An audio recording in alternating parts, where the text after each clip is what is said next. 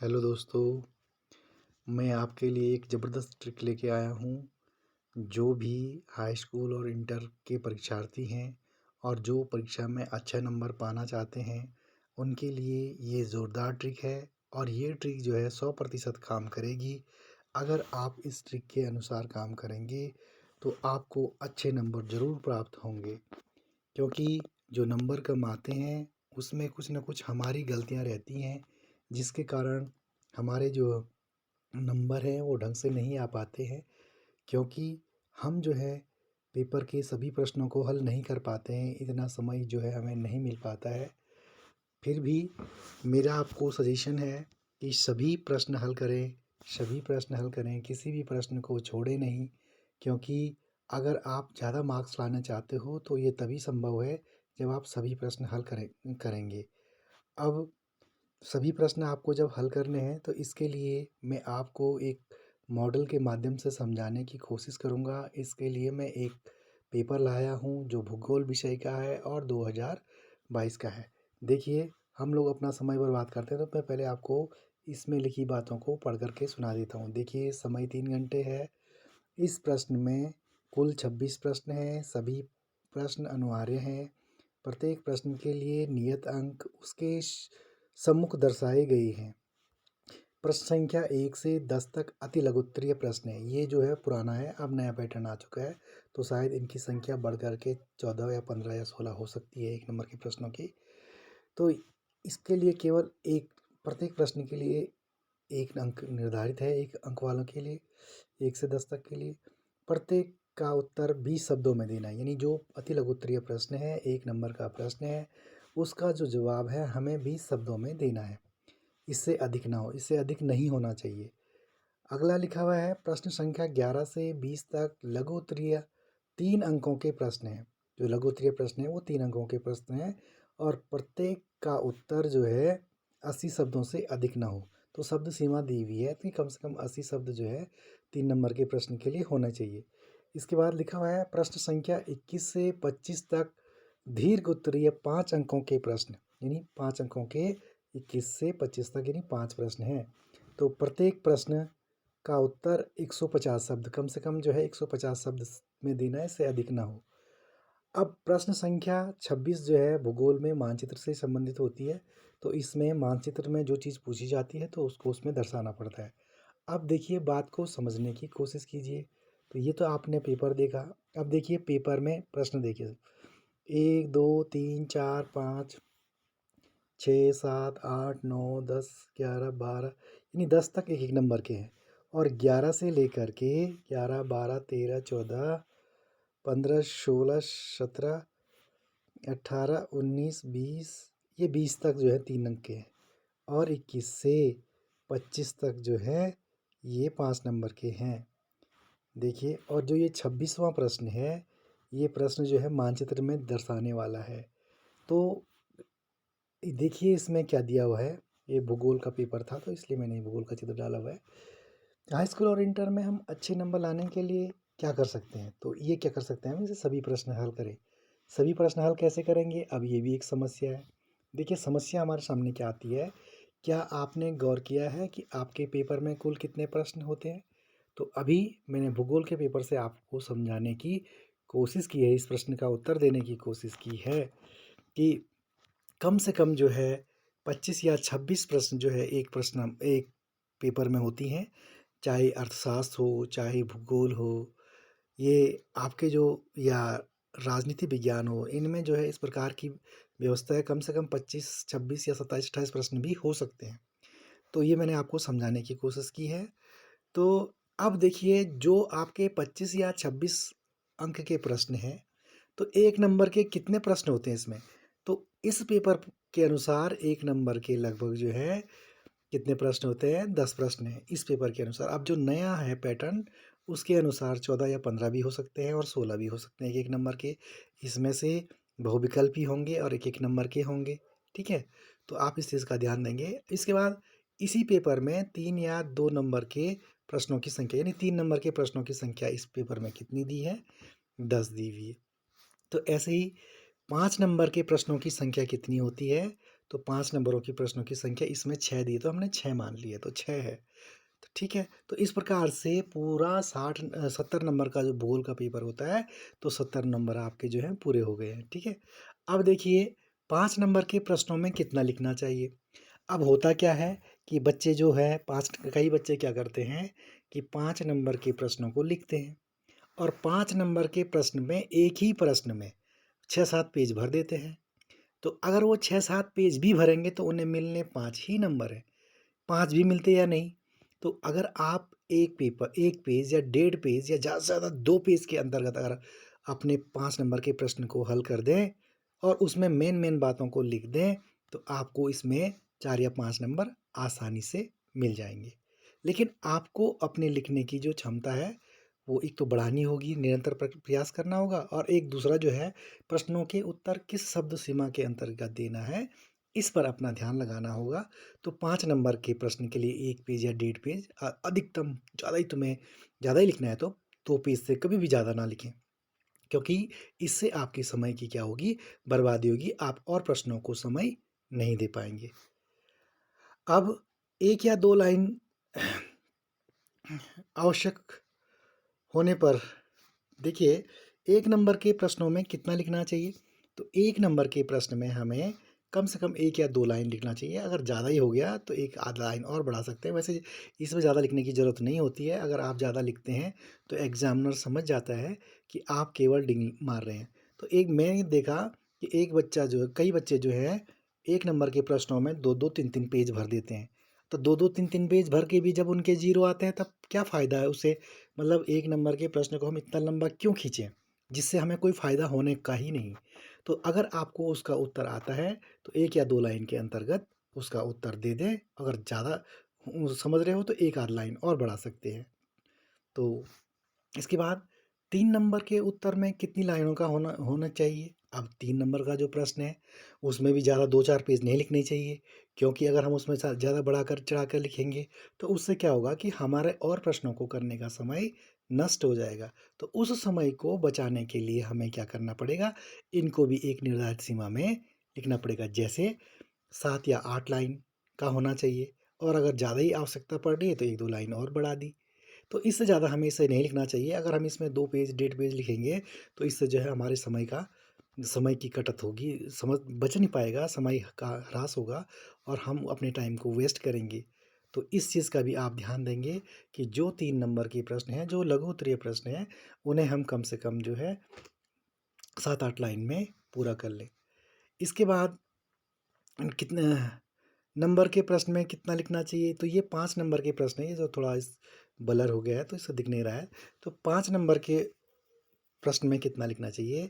हमें 5 नंबर के प्रश्न में 1 या 2 पेज लिखने चाहिए और उसमें भी मुख्य-मुख्य जो बिंदु हैं या हेडिंगें हैं, उनको लिख कर के उस प्रश्न के उत्तर को समझाने की कोशिश करनी चाहिए। और अगर हमें 5 नंबर का आ रहा है और हम उसमें पूरी कॉपी भर देते हैं, तो हमारा सारा समय तो वहीं ख़त्म हो जाएगा और वो समय ख़त्म हो जाएगा और हम और प्रश्न छोड़ देंगे, तो 5 नंबर में तो हम पास नहीं हो पाएँगे।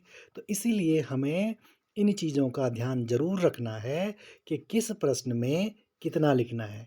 अगर हम इस बात को नहीं समझेंगे तो हम मतलब 3 घंटे में पेपर को ढंग से पूरा सॉल्व नहीं कर पाएँगे। अगर हम बड़े प्रश्न से शुरू करते हैं तो हम 2-3 3-4 पेज एक प्रश्न में लिखा, 5 प्रश्न कुल होते हैं, तो उसमें फिर समय ज़्यादा लग जाएगा और हमारे जो नंबर का स्कोर है वो ठीक से नहीं बढ़ पाएगा। तो इसलिए हमें क्या-क्या करना चाहिए, मुख्य प्रश्न कैसे अब मुख्य प्रश्न क्या उठता है कि भाई इतनी समस्या 1 नंबर, 2 नंबर, 3 नंबर और 5 नंबर के प्रश्नों को कैसे किया जाए? तो देखिए 1 नंबर के प्रश्न में ज़्यादा लिखने से क्या होगा? अगर हम 1 नंबर के प्रश्न में ज़्यादा लिखेंगे तो तब हमारे सामने क्या समस्या आएगी? समस्या क्या होगी हमारे सामने कि हम जो है कितना ही लिखें तो उसमें 1 नंबर है तो एक ही नंबर हम 2 पेज लिखें, 3 पेज लिखें, 4 पेज लिखें, मिलना तो एक ही नंबर है। मिलेगा तो वैसे एग्ज़ामिनर समझ जाएगा कि इस बच्चे को आता नहीं है, ये जानबूझ कर के जो है डिंग मार रहा है। तो ऐसे 1 नंबर में कभी भी जो है ज़्यादा ना लिखें, 2 या 3 लाइन से। तो इस बात को आप ध्यान रखेंगे। ये मुख्य प्रश्न इसका उत्तर ये हो गया कि 1-2 लाइन से ज़्यादा नहीं लिखना या 3 लाइन से ज़्यादा 1 नंबर के प्रश्न का उत्तर नहीं लिखना है आपको।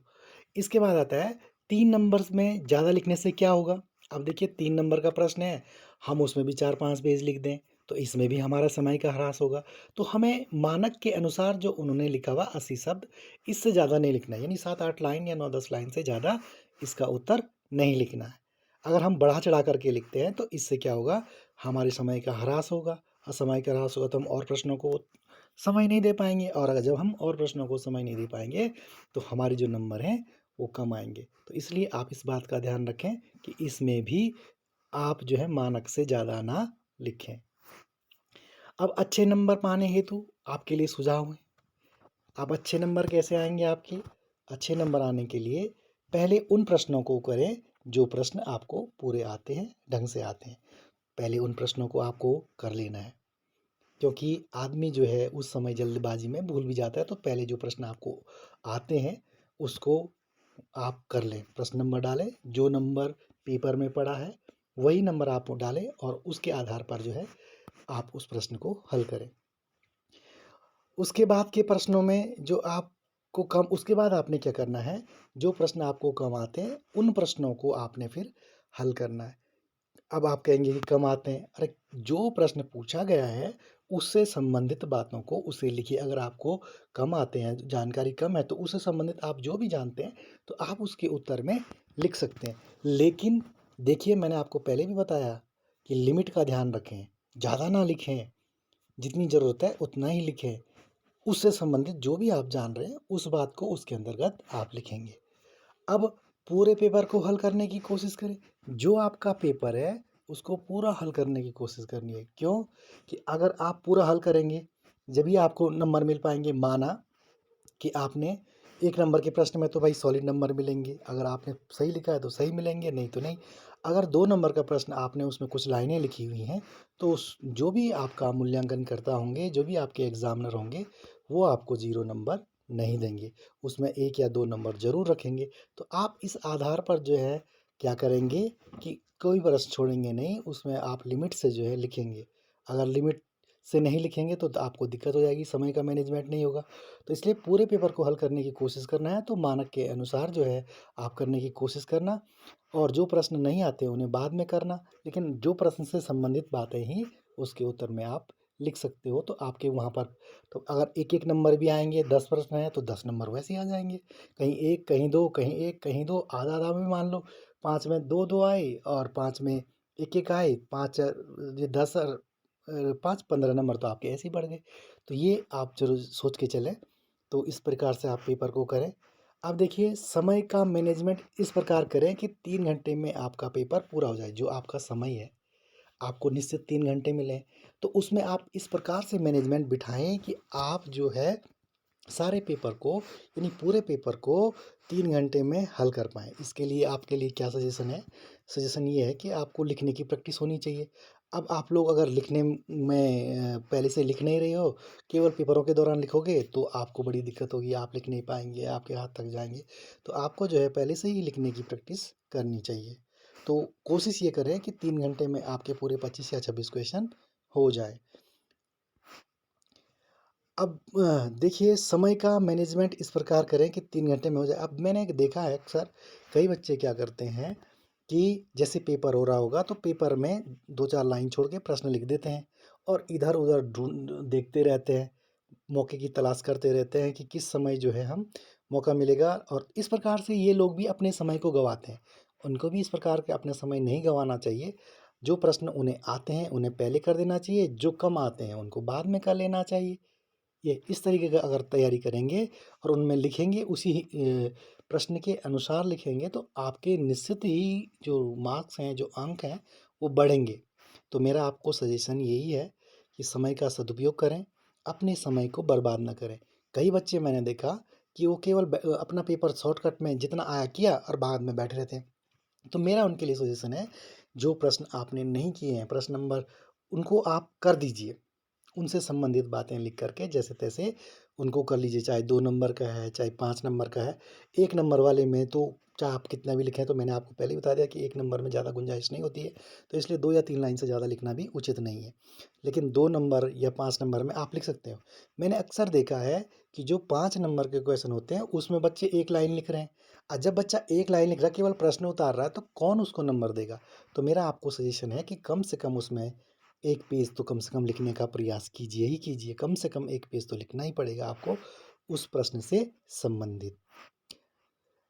किसी प्रश्न को दोबारा करना अपना समय नष्ट ना करें। देखिए, अब होता क्या है कि बच्चा क्या करता है, प्रश्न नंबर डाल दिया, एक प्रश्न उसको आ रहा तो उसी प्रश्न को 2 बार, 3 बार, 4 बार लिख देता है। तो ऐसे करके आपको कोई फ़ायदा नहीं होने वाला होता है, क्योंकि जो एग्ज़ामिनर होता है, आपकी कॉपी के बाहर से केजिंग बनी हुई होती है, उस केजिंग में प्रश्न के अनुसार जो है नंबर चढ़ाता है। यानी आपका जो भी प्रश्न है, माना प्रश्न नंबर 4 है, उसको या प्रश्न नंबर 22 है, आपने 2 बार कर दिया, तो आपको उसमें 2 बार नंबर नहीं मिल सकते, क्योंकि जो आप पहले पहले आपने लिखा 22 नंबर का, तो उसको जो है एग्ज़ामिनर चेक करेंगे, उसके नंबर आपके केजिंग में चढ़ जाएँगे। अगर आपने दोबारा किया है तो उसे काट दिया जाएगा और उसमें अतिरिक्त लिख दिया जाएगा। तो ऐसा करने से कोई फ़ायदा नहीं है।